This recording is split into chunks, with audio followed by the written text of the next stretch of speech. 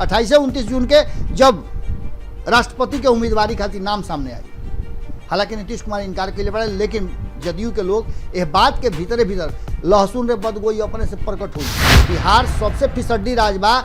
जब नीतीश कुमार खुद मुख्यमंत्री होकर के आज से 2 महीना पहले भारतीय जनता पार्टी के असहयोग के बात करते रहन, आज वो खुल के कहता रहन कि भारतीय जनता पार्टी और केंद्र के सरकार के सहयोग मिलल जौन से बिहार विकास करता। कुमार के पूरी तरह से फंडा बा कि भर मांगे सेनूर ना तो फट देनी रहा, यानी कि कहे के तात्पर्य बा कि कुर्सी और ना तो सत्ता साफ। सुशील मोदी और नीतीश कुमार के जो दोस्ती रहे वो दोस्ती के तूरे खातिर या दोस्ती अलग अलग दोनों के करे खातिर भारतीय जनता पार्टी नया प्लान रचलस और नया टीम दिलस।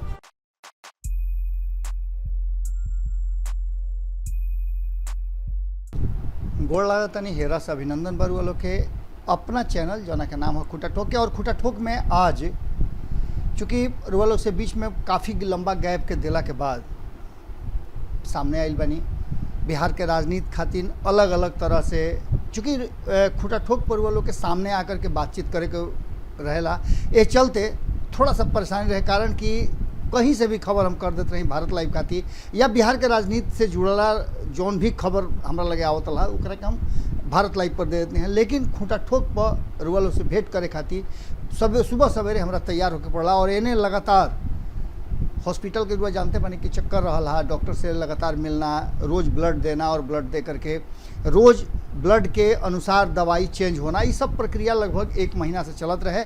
अब इस सब कुछ से हम निकल गए बानी और डॉक्टर के परामर्श के बाद 15 तारीख तक पटना आवे के कार्यक्रम बन गई बा। ओकरा बाद तो रेगुलर रुआ से बातचीत होबे करी। लेकिन ये सब के बीच में जौन बिहार के वर्तमान स्थिति बा ओकरा पर लगातार चाह के भी रुआ लोग से ना बोल पाई हैं। लेकिन ये बात पहले हम रुआ लोग के संभावना व्यक्त कैले रही, अंदेशा हमरा लागल रहे कि कहीं ना कहीं नीतीश कुमार जी कुछ ऐसा खेल जरूर करी हैं जौना खेल से चित भी उनकर और पट भी उनकर हुई। अब ये बात के लेकर के रुआ जानता नहीं कि नीतीश कुमार राजनीतिक रूप से कितना मजबूत व्यक्ति हवे। राजनीति में जो फैसला करेले वो फैसला बहुत काबिल तारीफ बा, खास करके नीतीश कुमार खातिर। कारण कि नीतीश कुमार अपना फैसला से सत्ता में बनल रहे के वो सारा जो सामान होला वो सब के जुटा लेवेले। इस सब बात के बीच आज खूटा ठोक में बिहार और बिहार के राजनीति और जौन आज के वह देखले हो कि मुद्दा लेके आयल बनी कि भर मांगे सेनूर ना तो फट देनी राण, भर मांगे सेनूर ना तो फट देनी राण। खेला नया खेले खातिर टीम हो गई बा तैयार, खेला नया खेले खातिर टीम हो गई बा तैयार। और एक के पूरा रुआ लोग से हिगरा के बतावे से पहले 2 लाइन ध्रुव गुप्ता जी के आज भोजपुरी में ना आज हिंदी में वहाँ के 2 लाइन लिखले बानी और खास करके बिहार के वर्तमान राजनीति खातिर उस सबसे मौजू लाइन बा। बहुत बहुत बधाई हम देव और आग्रह करब ध्रुव गुप्ता जी से कि बिहार के राजनीति और जौना शैली में वहाँ के लिखी ले उस शैली में बहुत जल्दी कोशिश हम करब, आग्रह करब कि वहाँ के खूटा ठोक पर भी अपन विचार रखी। तो वहाँ के लिखी ले कि मुल्क की आखिरी उम्मीद अब मोहब्बत है, मुल्क की आखिरी उम्मीद अब मोहब्बत है, बचा सकते हो सियासत से बचा लो इसको। यानी और समझ गई नहीं बात कि जौन खेल हो रहा बा सियासत के हो रहा बा। एकरा पहले रुआ लोग के आग्रह पर खूटा ठोक होके, पंचनामा होके या फिर भारत लाइव होके रुआ लोग न्यूज़ बिहार तक ले सब जगह रुआ लोग एक बात कहते रही कि राजनीति से हट करके बिहार के वर्तमान स्थिति, बिहार के बेरोजगारी, बिहार के शिक्षा, बिहार के पलायन, ये सब पर बात रखल जाओ। रुआ लोग के काले हम हालांकि ऐसे तो रोज़ हम रखिले, लगभग हम आंकड़ा के हिसाब से हर 5 खबर के बाद एक खबर हम उम्मीद ले, लेकिन खास करके स्पेशल एपिसोड कि बिहार में पलायन और रोजगार के स्थिति का बा, आंकड़ा क्या कहता, राष्ट्रीय आंकड़ा से लेके बिहार के आंकड़ा क्या कहता। लेकिन ये सबसे बिहार के पिछड़ा राज्य होके के बावजूद नीति आयोग के रिपोर्ट आवला के बाद नीतीश कुमार जी ये सबसे मैंने सिरे से इनकार कर दिले और ये इनकार में वो दोषी सीधे भाजपा के बनौले और केंद्र सरकार के बनौले। एक बाद बिहार और बिहार के राजनीति में बहुत कुल खेला भई। नीतीश कुमार जी ऐसा तरजुई ले बाड़े कि दोनों पलड़ा बराबर होके, यानी कि चित भी उनकर पट भी उनकर शुरू में रुआ से कह देनी है। नीतीश कुमार जी पिछला 17 साल से 18वां साल में प्रवेश कर जा रहा और 18 साल में बिहार के जो स्थिति बा ओकरा में का सुधार भइल ई अलग बात बा।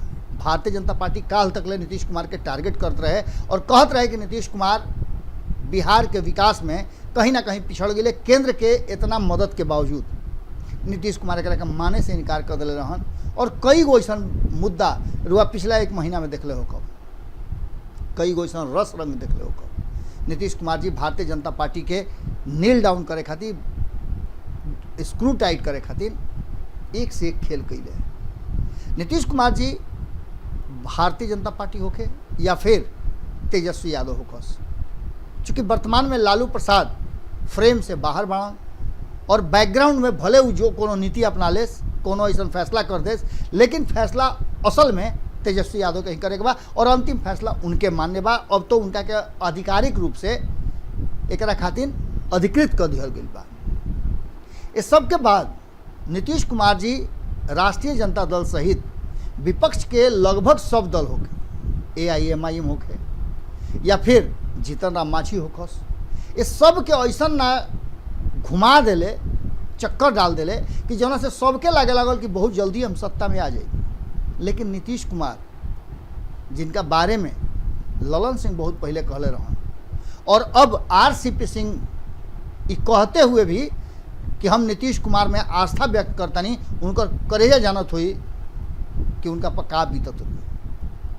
और भारतीय जनता पार्टी तो 17-18 साल से ये झेल रहा बिया। लेकिन एक में सबसे बड़का पेच जौन बा, एक तरफ भारतीय जनता पार्टी और दूसरा तरफ तेजस्वी यादव और बीच में नीतीश कुमार। नीतीश कुमार रुआ याद हुई कि संपादक नमन मिश्रा जी भारत लाइव पर बात कहले रहन और हम भी ये बात के रुआ लोग के कई हाली कह चुकल बनी कि नीतीश कुमार जी जब लालू प्रसाद बिहार के मुख्यमंत्री रहन और उनका से खटपट भइल तो हाथ ठोक के कहले रहन कि एक दिन बिहार के गद्दी पर हम बैठ के दिखाई और तनी मनी ना, जब तक चाहब तब तक ले। आज उस समय रुआ के सामने बा, यानी कि लालू प्रसाद के गद्दी पर बिहार के बैठला के बाद जब नीतीश कुमार के साथ संबंध बेहतर ना रहे तो नीतीश कुमार वही घड़ी ये बात मन में बैठा ले रहन कि आज ना तो काल इनका के पटकब जरूर। 2005 में पटकले और बदला जरूर ले।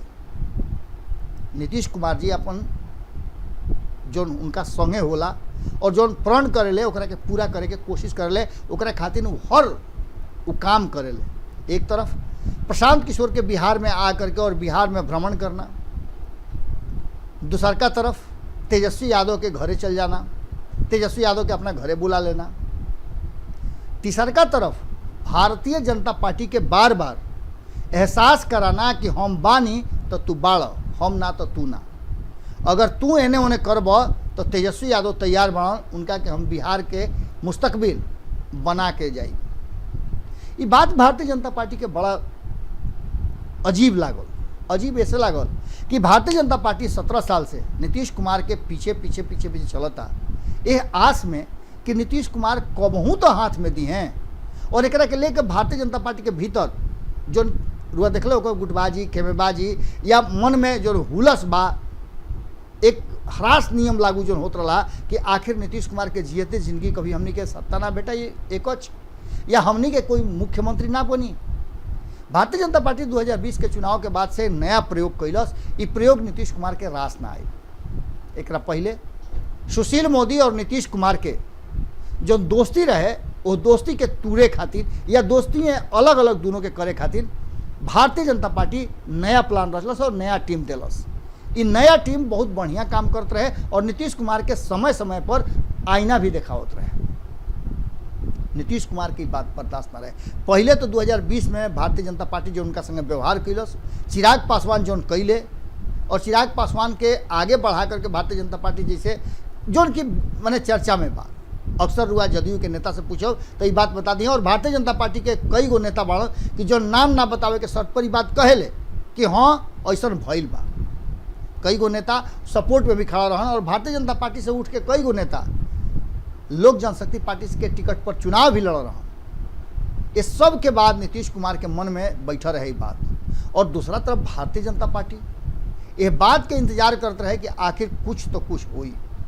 नीतीश कुमार के कैसे अंकुशा में फंसा के रखल जाई एकरा खातिर भारतीय जनता पार्टी पूरा तैयारी और रणनीति बनावत रहे। नीतीश कुमार कहस कि तनी झुक और झुक जाए, तनी झुक और झुक जाए, यानी कि बांस के कमाची लेखा गोल हो गई। ओकरा बाद भी नीतीश कुमार अब तक ले ई बात अपना मुंह से नहीं कहले कि भारतीय जनता पार्टी के हम स्थान दे देव। रुआ राष्ट्रपति के चुनाव के तिथि घोषित हो गई बा, आंकड़ा बता रहा बा। और जो तिथि घोषित भइल बा ओकरा में नामांकन के जो प्रक्रिया चली 29 जून तक ले चली। एक बाद वोटिंग 18 जुलाई के बा और 21 जुलाई के परिणाम आ जाए, यानी कि ये देश खातिर 16वां राष्ट्रपति भेटा जाए।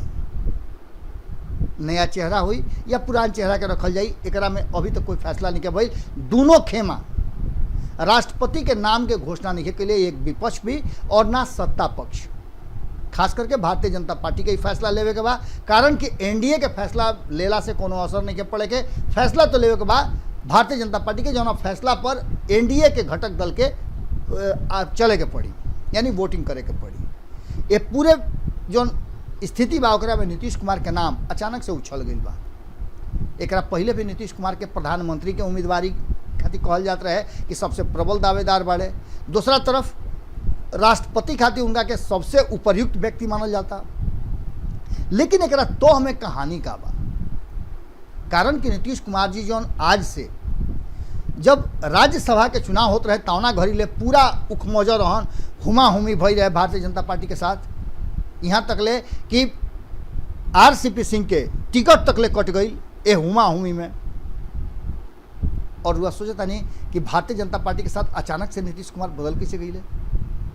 तो रुआ से शुरू में बतानी है कि भारतीय जनता पार्टी नीतीश कुमार के सामने जितना अधिक झुक सकेला 180 डिग्री के कोण पर झुके खातिर तैयार बा। और ये बार बार हो रहा बा। 2017 केकरा याद नहीं है, 2017 में नीतीश कुमार लौट के जब गई ले तो 2019 में झुकौले, 2020 में भी झुकौले। अब लगातार 2020 में कम सीट के बावजूद भारतीय जनता पार्टी के ई हुब नहीं खे, ई हिम्मत नहीं खे कि नीतीश के सामने खड़ा होकर बोल दी। जे बोला था ओकरा के रास्ता बाहर के दिखावल जाता।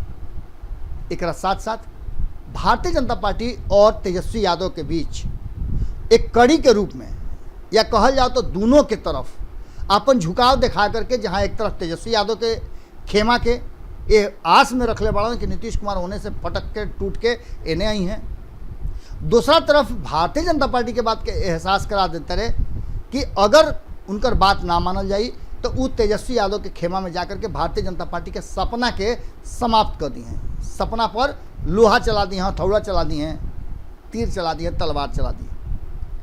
अब सीधे तौर पर वह समझिए बात के कि अगर नीतीश कुमार सत्ता के हस्तांतरण चाहे जौना परिस्थिति में होके तेजस्वी यादव के हाथ में कर देता रहे तो वही बुझाता है कि 20-25 साल तक ले तेजस्वी यादव भारतीय जनता पार्टी के बिहार के गद्दी पर बैठे दिए हैं, वापसी करे दिए हैं। इस संभव नहीं खेला, कारण कि यूथ बाड़े, उनकर वोट बैंक भी ज़्यादा बा।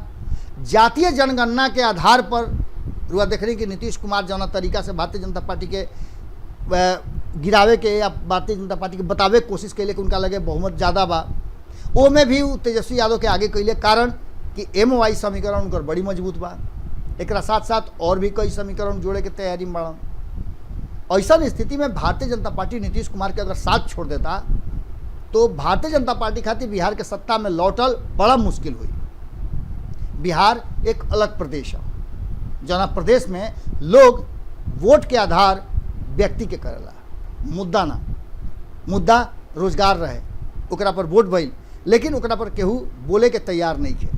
हालांकि नीतीश कुमार जौन बदलल परिस्थिति बा, जौन 12 घंटा 13 घंटा में नीतीश कुमार बदल ले, ओकरा में नितिन गडकरी के आना, गांधी सेतु के उद्घाटन करना, गांधी सेतु के बगल में जौन पुल बनल बा ओकर उद्घाटन करना, और उद्घाटन में नितिन गडकरी के नीतीश कुमार के बड़ाई करना और नीतीश कुमार के एक बार फिर से बिहार के विशेष राज्य के दर्जा, जातीय जनगणना, बिहार के हक हुकूक जना के लड़ाई चल रहा बा, जना के लगातार डिमांड चल रहा बा, उस सब के भुला करके ये बात कहे खातिर मजबूर भइले कि नितिन गडकरी और केंद्र के सरकार बिहार खातिर बहुत कुछ कैलस।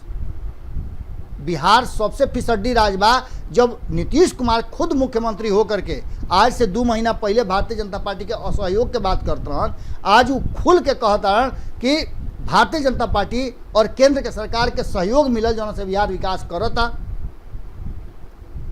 तो अब एमें बाँचल का वही मंच पर रुआ देखने की नितिन गडकरी के कई हाली बोलाटा दिले। दूसरका तरफ ओकरा के ठीक एक दिन पहले शाहनवाज हुसैन जौन की भारतीय जनता पार्टी के ट्रम्प कार्ड के रूप में ले आई गई रहन, उनकर बड़ाई यानी कि खूब बड़ाई करना और शाहनवाज हुसैन के पीठ पर हाथ दे के कहना कि बहुत सुनर काम करता रहे, बहुत बढ़िया काम करता रहे, हम प्रभावित बनी इनका से। एक और सीधा मतलब बा कि नीतीश कुमार एक बार फिर से भारतीय जनता पार्टी के झुकला से अपन मन बदल ले बाड़े और आगे नीतीश कुमार ये बात सोच करके कि नरेंद्र मोदी के विरुद्ध लड़ाई से बढ़िया बा कि नरेंद्र मोदी के मिला करके उनका से एक कुर्सी ऊपर चल जाए। नीतीश कुमार बदला लेवे में माहिर हवे। रुआ याद होई कि जब 2013 में वो तस्वीर नरेंद्र मोदी के साथ ऐसे हाथ जोड़ले भेटागी रहे, ओकरा खातिर वो अलग हो गई रहन एनडीए से। भारतीय जनता पार्टी सारा संबंध खत्म कर दिले रहन। लेकिन अब वही रणनीति के तहत नीतीश कुमार ये बात अपना दिमाग में बैठा ले बड़ा कि राष्ट्रपति के चुनाव बा, अगर भारतीय जनता पार्टी उनका के ये देखी क्षणिक बात बा, सब रुआ 21 तारीख के 21 जुलाई के सब क्लियर हो जाई, ओकरा पहले ही क्लियर हो जाई 29 जून के 28 से 29 जून के जब राष्ट्रपति के उम्मीदवारी खातिर नाम सामने आई। हालांकि नीतीश कुमार इनकार के लिए बड़े, लेकिन जदयू के लोग यह बात के भीतरे भीतर लहसुन रे बदगोई अपने से प्रकट हुई। उहे हाल बा कि कहीं ना कहीं भीतर खाना में चर्चा जरूर चल रहा बा और नीतीश कुमार के इच्छा भी बा कि वो नरेंद्र मोदी से एक स्टेप आगे होकस और भारतीय जनता पार्टी के बिहार भेटा जाई। ऐसा स्थिति में और एक साथ साथ कई लोग के स्वार्थ भी सिद्ध हो जाई। जैसे भारतीय जनता पार्टी अपन मुख्यमंत्री दी तो नीतीश कुमार के 2 उप मुख्यमंत्री हुई हैं, एज यूजुअल सत्ता चलत रही और कहीं ना कहीं तेजस्वी यादव से सीधा टक्कर के जगह भारतीय जनता पार्टी बचल जो समय बा ओकरा में अपन स्थिति मजबूत करी। यानी तेजस्वी यादव के फिर से एक बार सत्ता से दूर रखे खातिर नीतीश कुमार के रणनीति और भारतीय जनता पार्टी के मेहनत काम कर जाई। और भारतीय जनता पार्टी बात जानता है कि नीतीश कुमार काम कर दी हैं तो भारतीय जनता पार्टी एगो राज्य जैसे उत्तर प्रदेश ओकरा हाथ में बा, वैसे बिहार भी लंबा समय खातिर आ जाए। कारण कि वो जानते बानी भारतीय जनता पार्टी के रणनीति का होला। अब इस सब बात के लेकर के भारतीय जनता पार्टी के धीरे धीरे बिहार और बिहार के लोग में उनका मन में हिंदुत्व के भावना भर दिले बा। जातीय जनगणना के असर चाहे जे भी होके वह पता बा कि MY के समीकरण देखते हुए कहीं ना कहीं ओकरा के तूड़े में भारतीय जनता पार्टी सफल भइल बा। Y समीकरण में से बहुत सारे नेता भारतीय जनता पार्टी के तरफ चल गई बाड़े। यानी कि ये पूरा रणनीति जौन बा वो राष्ट्रपति चुनाव पर टिकल बा। अगर भारतीय जनता पार्टी नीतीश कुमार के मन के मुराद पूरा कर दिलस तो रुआ समझता नहीं, और खास करके जेकरा पैर ना फाटे बेवाई ऊ का जाने पीर पर आई। कहीं ना कहीं भारतीय जनता पार्टी नीतीश कुमार के सतावल बा, ओकरा ये बात के एहसास हो गई बा कि नीतीश कुमार के मना के ही, नीतीश कुमार के पुल्हा के ये काम कल जा सकेला। और राष्ट्रपति बनला के बाद भी नीतीश कुमार सिर्फ गोल्डन जीरो रही हैं। आंकड़ा और काम करे के तरीका तो भारतीय जनता पार्टी के हुई और नीतीश कुमार के मन भी रह जाई कि नरेंद्र मोदी से ऊंचा पद मिल गई। पिछला हाल भी हुआ, याद बुढ़े कि रामनाथ कोविंद जो राष्ट्रपति बनले वो बिहार से ही गई रहन। एक हाली फिर बिहार के लॉटरी लाग सकेला और बिहार के लोग के भावना भी अपना तरफ कल जा सकेला कि कहीं ना कहीं भारतीय जनता पार्टी नीतीश कुमार के यानी बिहार के कोनो नेता के दोबारा है देश के 1 नंबर के कुर्सी पर बैठाओ और नीतीश कुमार के मनसा भी पूरा हो जाए नरेंद्र मोदी के ऊपर बैठे के। तो कहीं ना कहीं ये पूरा रणनीति बा, लेकिन यह रणनीति में अभी किंतु परंतु बा। अब ऐसा स्थिति में एक बात लोग मान के चली कि कहीं ना कहीं नीतीश कुमार के पूरी तरह से फंडा बा कि भर मांगे सेनूर ना तो फट देनी रार। यानी कि कहे के तात्पर्य बा कि कुर्सी आ ना तो सत्ता साफ। बहुत लोग के दुलार प्यार मिलल, बहुत लोग के सहयोग मिलल, यहाँ तक ले कि डॉक्टर के भी विशेष जौन रहे उ लगाव हमरा से भइल। और जैसन कि डॉक्टर के कहना बा और खुद हम महसूस करता नहीं कि स्वस्थ बनी। अब पटना में रुआ लोग से मुलाकात हुई और एक बार फिर से वही जोश के साथ खूटा ठोक पर, भारत लाइव पर और पंचनामा पर रुआ के बिहार के राजनीति से अवगत करावत रहा जा। आज एजे फिर 15 तारीख से फिर मुलाकात हुई। गोड़ लागत।